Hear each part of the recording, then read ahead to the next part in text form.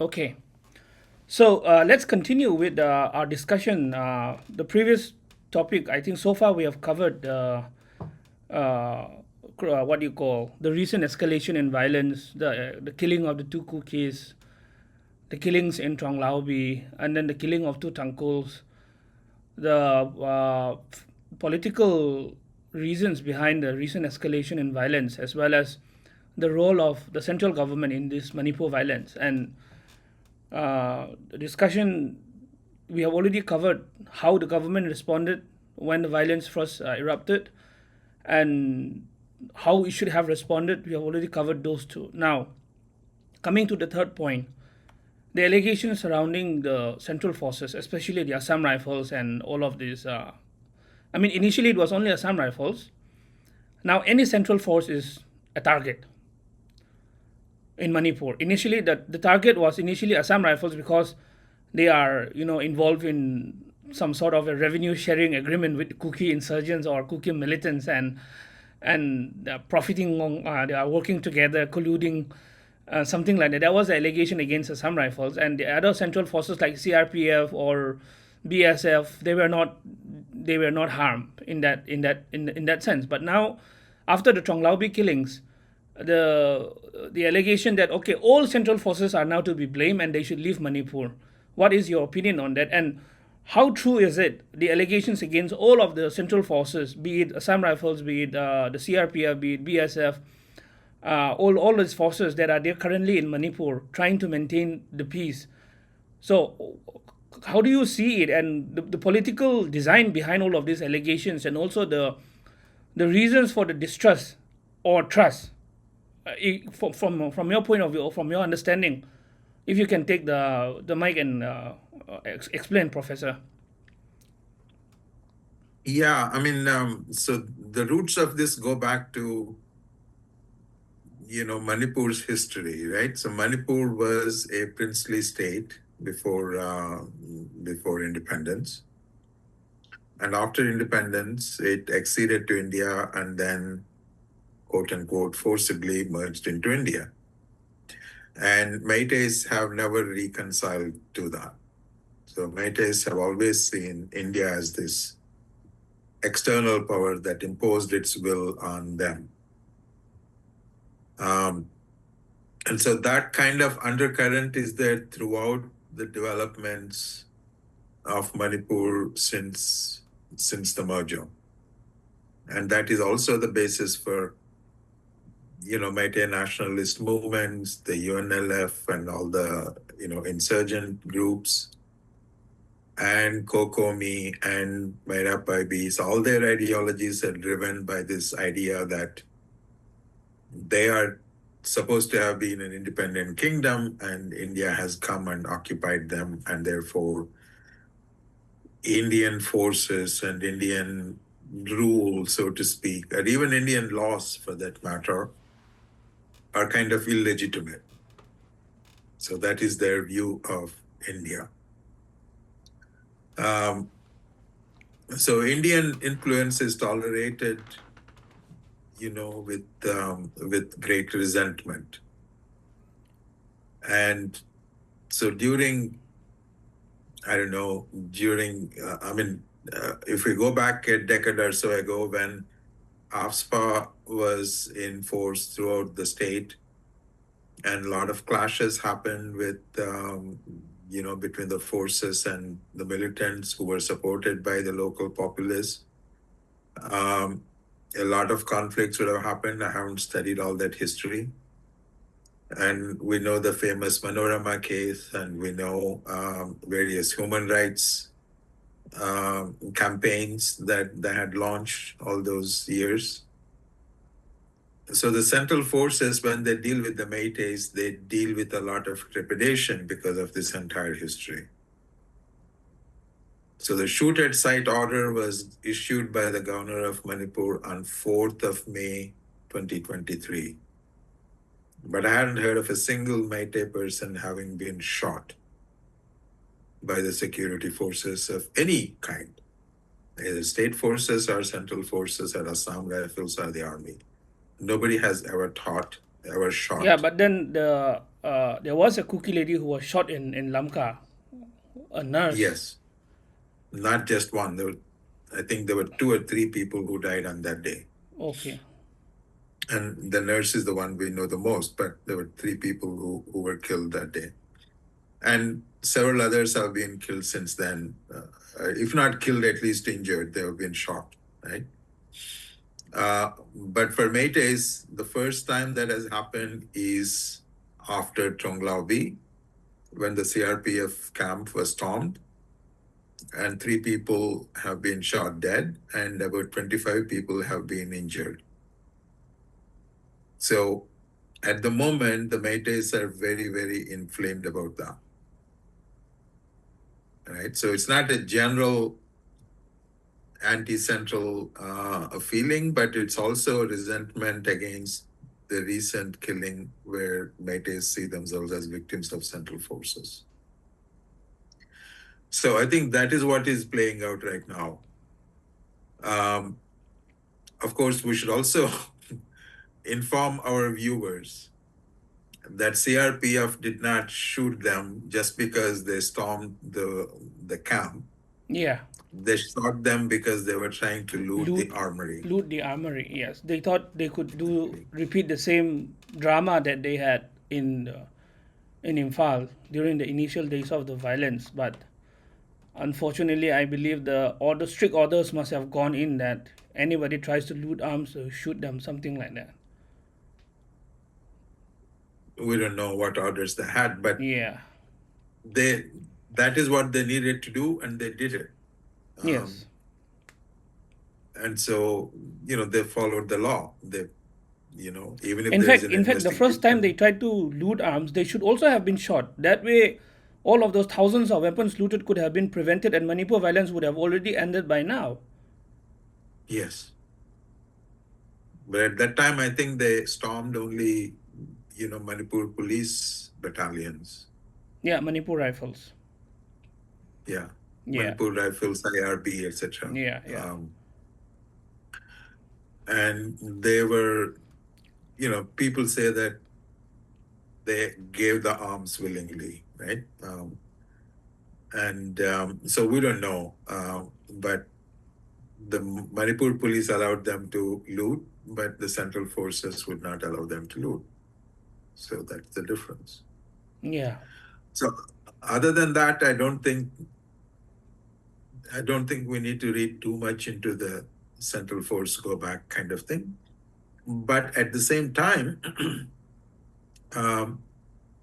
there is this anti-India, anti-central feeling that we can run our own state, we can have our own forces, and we don't need central forces to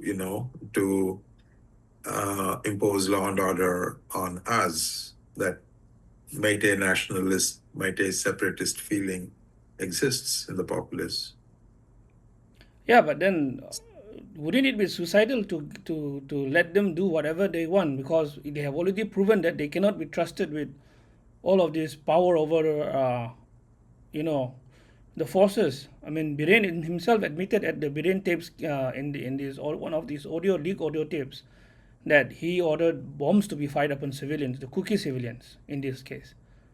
So can they be trusted to actually be given control of, be it central force or state forces? Like, can a Meitei politician be ever trusted again or entrusted with control power over all the central forces deployed there? And it's a significant number of forces deployed there. I believe around 200 plus battalions of, not battalion, companies, right? Companies of central forces are deployed there. So it's not a small number of force to manage. Yeah, I don't think that question should even be entertained. But that demand will But then persist. but then the Meitei position, this is a unified Meitei position. It's not just a BJP Meitei position or a Congress Meitei position, because in fact, today there was a press conference held by the Manipur Congress, whereby the MP Vimola Koijam, the Meitei MP, he spoke that he said some sort of like indirect central rule and control over the state's law and order, and everything should be given back to the state government. Something similar, I mean, not just similar, actually, I think that's exactly what he said. I may need to check to get those points back, but then it has been a very, one of their consistent demands has always been that we want to, like have the power to do whatever we want as far as the state is Yeah, I don't concerned. think Meitei Congress is any less Meitei nationalist than the others. They're also part of the same ideology. Okay. Yeah. So okay. Uh, we have already okay. So I mean, the conclusion here is that the demands from the Meitei community will continue for removal of central forces or whatever allegations against central forces will always continue, and it is not something we should pay attention to, and we should just ignore it. That I believe is the conclusion from our discussion related to that topic, or is that something else? Well, I mean, there have been discussions going on. I've seen, notes of one meeting between the Joint Action Committee and the Chief Minister. And they said that discussions will continue. So presumably there'll be another discussion soon. And I don't think the government will budge. I don't think the government will withdraw central forces from Manipur. I mean, at least from AFSPA imposed areas. Which is like the majority of Manipur. No, right now AFSPA is imposed in 4 police stations in the valley. I don't remember which 4, but Bishnupur is one of them. No, but I'm talking about the hill areas. And All of it is Wairang is one covered of under ASPA, anyways, right? No, only the hill districts are covered by AFSPA. And recently they imposed AFSPA on 4 police stations in the valley. The rest of the valley is not under AFSPA. Okay. Okay, so now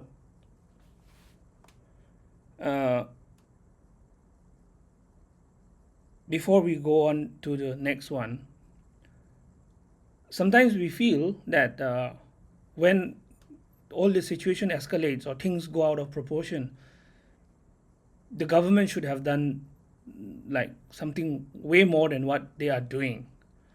What do you think Khemchan could have done as far as Litan was concerned, in your opinion? I mean, going back to the Litan incident, like the day he was sworn in, or just few days after he was sworn in, the violence escalated. And his ministry is unique in the sense that he has one Kuki deputy CM and one Naga deputy CM. So,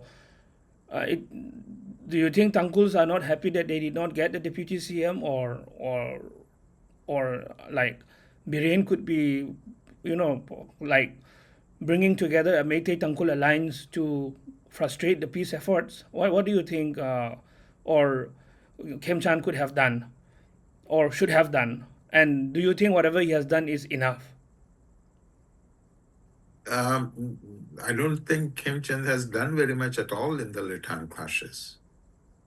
I mean, he sent the deputy CM there, maybe once or twice. And he had some talks with the local people and he, tried to calm them. But it had no effect. And in reality, the only thing that could have worked is a crackdown. Which never happened. Which never happened. So just like, Manipur cannot crack down on Meiteis, they cannot crack down on Tangkuls either. And so the violence there was allowed to escalate, and that, in fact, probably caused more problems for him down the stream because he showed himself to be weak there in handling the Litan clashes, and it has been allowed to blow up. Yeah. And therefore, he doesn't come across as a strong and powerful leader. And there were also speculations that he doesn't have any power. It's only Amit Shah running everything from Delhi. I'm not endorsing that, but that is the feeling that some people have expressed. And So you that have means a that different home that means minister. he was perceived. Yeah, that means he was perceived as even being even more weak than I imagine. Um, so he lost a lot of ground there. So I don't know what his game plan is. We don't know him that well, right? He's not as public as Biren Singh. He doesn't give that many speeches, and even if he does, I haven't heard him in English or Hindi. So if he spoke in Meitei, I would not understand very much. So you people will have to tell me what he has been saying. But we don't have much insight into how he's working. Okay, so bottom line is, can Kemchan prove himself uh, that he's weak by not controlling the Litan situation and allowing it to escalate out of proportion, which is now affecting him negatively? That is the conclusion. That, that's what I would say, yes. Okay. Okay, so we move on uh, we are heading towards the uh, another very important pressing issue currently in Manipur, especially when two of the three communities there have opposed it, which is the question of census 2026. So explain exactly what a census is. Number one. Number two, why are the Meiteis and the Nagas opposing the census? Number three, should we oppose the census? Should we, as in the Kukizo people, oppose the census as well, or should we welcome it? Those are the three questions. If you want, I can you can answer all of them at once or take it bit by bit. Okay, yeah.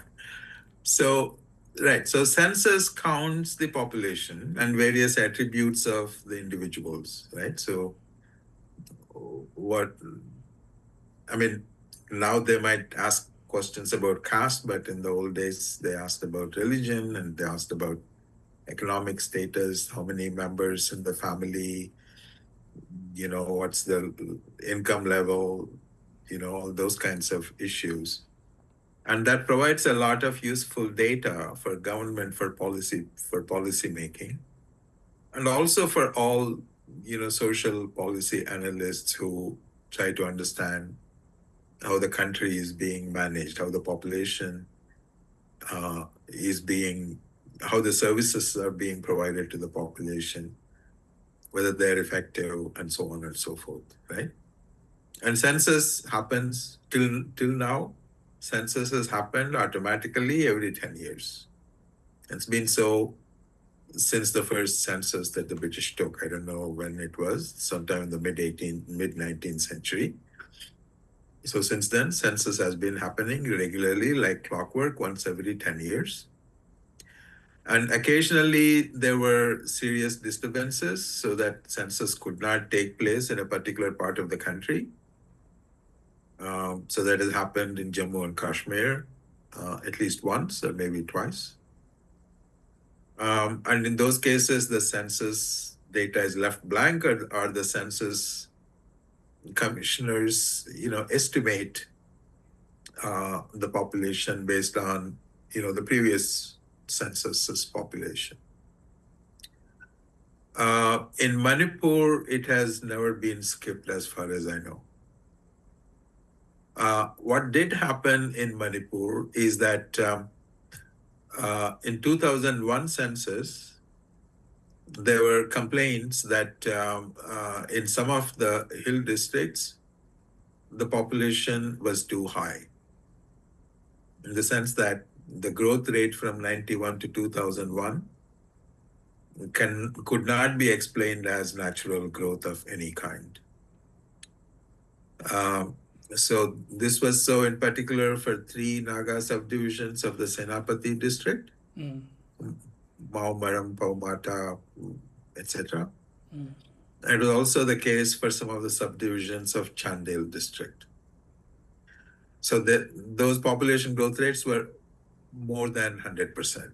So in 10 years, the population has more than doubled, according to the census figures. Now, So the Registrar General of India was asked to go back and verify that all the people that were counted do actually exist and the data is valid. But they say that the population did not cooperate.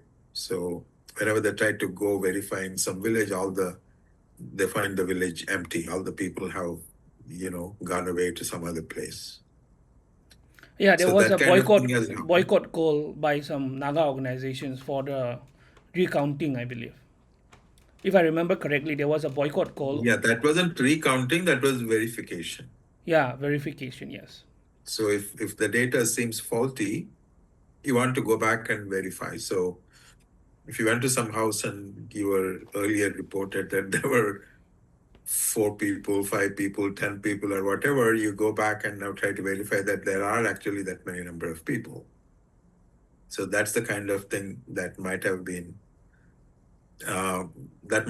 attempted. Yeah, they could But have been that didn't moving people succeed. around. Who knows? Yeah. Um, No, but what is well, evident is that the Nagas in Manipur, they cook up their numbers, the census numbers. I mean, they have done this uh, for quite some time now, if I get it correctly, if I understand correctly. Or maybe you're not aware of this. well, Nagas in Nagaland have also done that. I've seen, research saying that uh, Nagaland census was also inflated.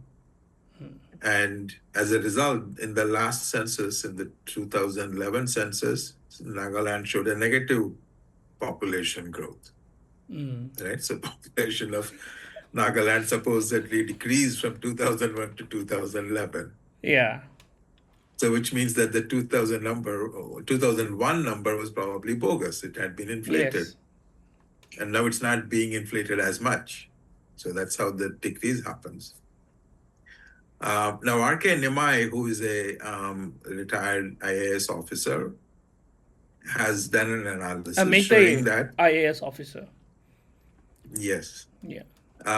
So has done an analysis tabulating how many Aadhaar cards have been issued in various districts. So in all the valley districts, the Aadhaar card numbers are more than the census data. Which is reasonable because the census is already 10, 15 years old, and therefore number of Aadhaar cards issued now would be higher than what the census says. But for some of these hill districts, actually in all the hill districts, it's been less than 100%. And in the problem districts, it's almost 50%.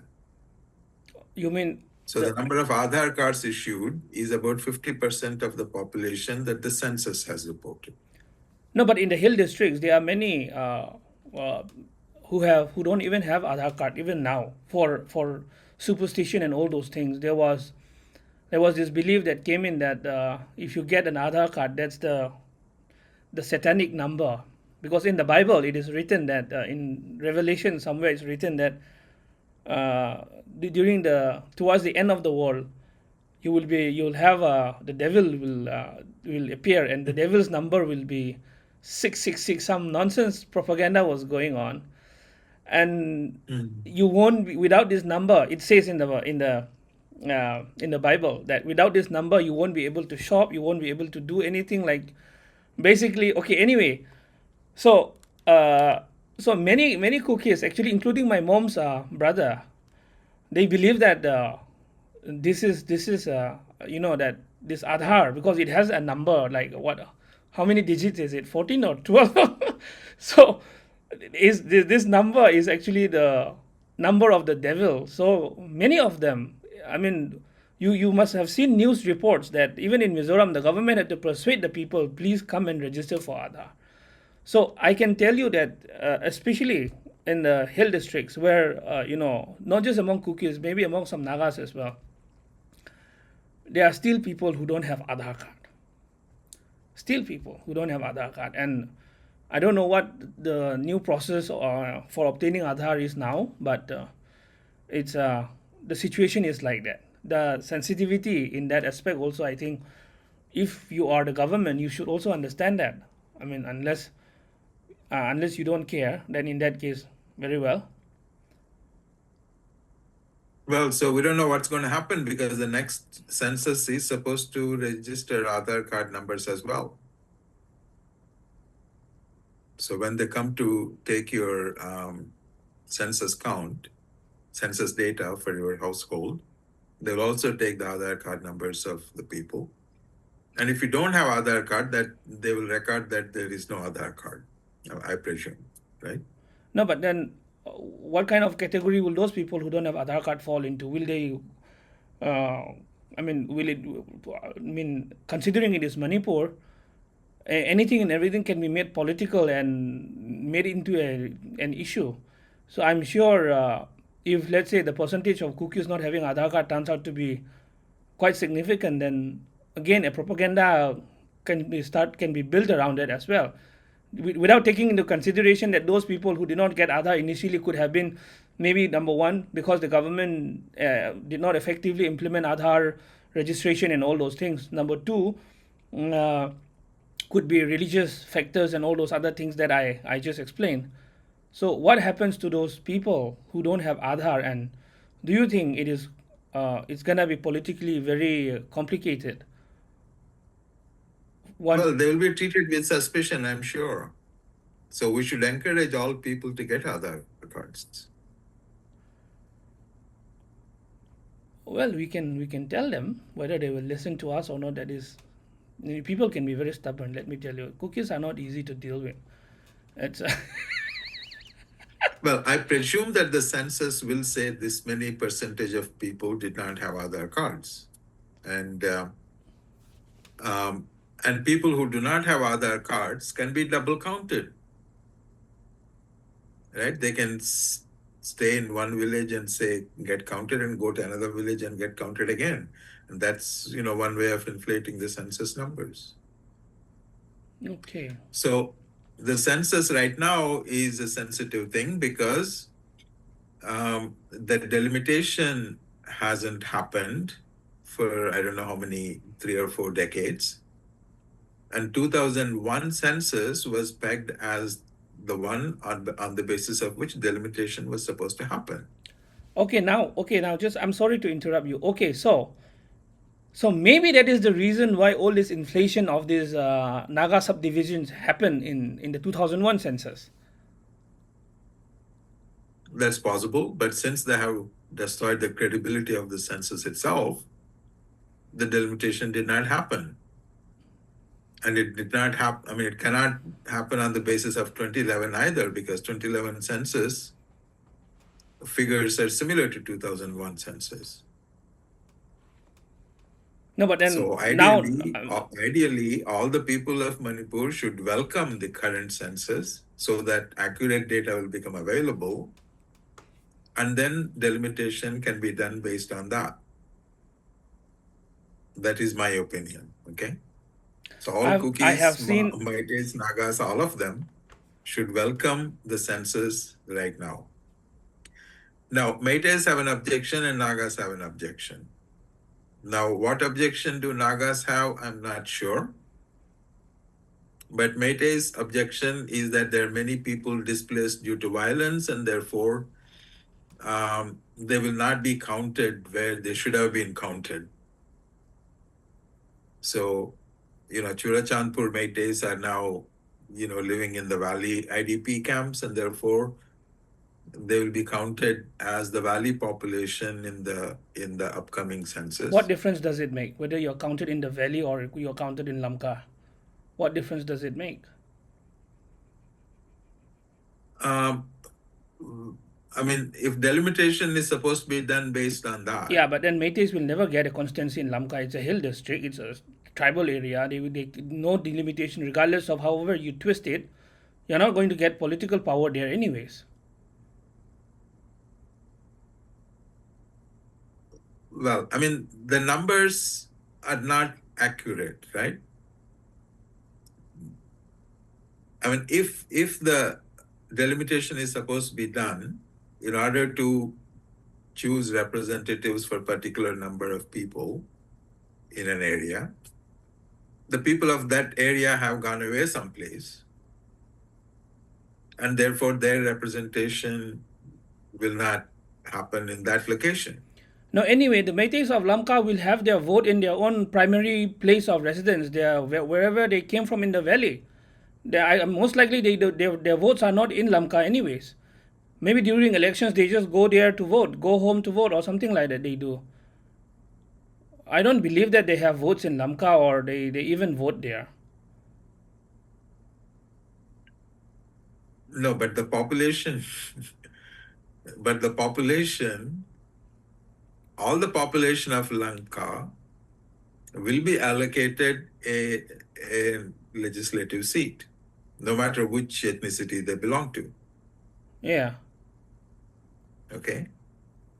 So actually, to my mind, it affects Kukis more than it affects the Meiteis, but Kukis are not objecting, Meiteis are objecting.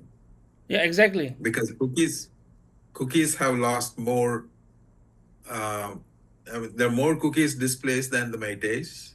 And well, actually, Actually, come to think of it, we it affects Meiteis negatively that way, yes, because because more the cookies. valley population has reduced Yeah, because the Kukis have left, yeah, yeah, and therefore they will get fewer seats that way. yeah, yeah, yeah. Okay? So 40,000 fresh entries into our side. That means we get at least couple more seats, I guess. I Okay, watched. but again, we don't know Yeah, how the delimitation will take that into account, right? yeah. So when census is taken, they also ask you for your normal place of residence. If you have moved here recently, then what is your normal place of residence? So that way the census can, in fact, document how much migration, how much displacement has happened. And they can also, count these people against the original place of residence. I don't know whether that will be done or not, Do you think but that census kind is of data will be available. Okay. so? Do you think the enumerators, the people who go on collecting these data for the census, do you think they will be honest and they will be, are there systems in place to ensure that the enumerators themselves don't lie on the census uh, counting and all? They do lie. I mean, whether they lie or whether the people lie, we don't know. But we know that there is faulty data. Because when the population has increased 100% in one decade, you would expect to find a lot of people who moved there from somewhere. Yeah. And in Chandel district, we know that many people probably moved from Ukrul Ukrul district district, yes. due to the Naga Kuki clashes. Yes. But if you look at the migration data in the census, it doesn't show very much. So even people who moved from Ukrul to Chandel in the 2001 census, they did not admit that they have moved. Either they did not admit or the census takers did not document it. Correct. So some amount of fault, will always be there, and census will never be foolproof. Okay. But this time, I'm expecting the displaced people will make sure that they give the information, and they make sure that the census takers will record that. Yeah. Hopefully. What about displaced people outside the state? Because at least half the people displaced have left Manipur. Now they are in Mizoram. They are in Delhi. They are in different cities now. That data should also become available, right? Because the census always says if you have moved here within the last 10 years, then what was your previous place of residence? Okay. So the So, census what commissioners would you can give advise? a report. What would you advise to the cookies who are currently living outside the state that they should enumerate or enroll themselves in Manipur only and not on in the other states, because in other states will not have a tribe wise all the census representation and all. It's only in their primary place of residence that we have all these tribe based countings and all that take place. Well, census is supposed to be a snapshot. It is supposed to reflect what the situation is at the time when the census is taken. And so people should get counted wherever they are currently living. And I mean, we don't make that decision. The census commissioner would have already made those decisions, and we should follow whatever they ask us to do. If we don't do what has been asked, then we would be distorting the data. Okay, so in one way, what you are saying is that Meiteis are actually in some way justified to demand the postponement of census because they will be losing seats because more than 40,000 Kukis have left the valley.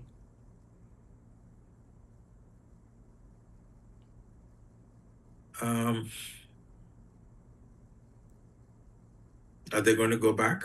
They are not.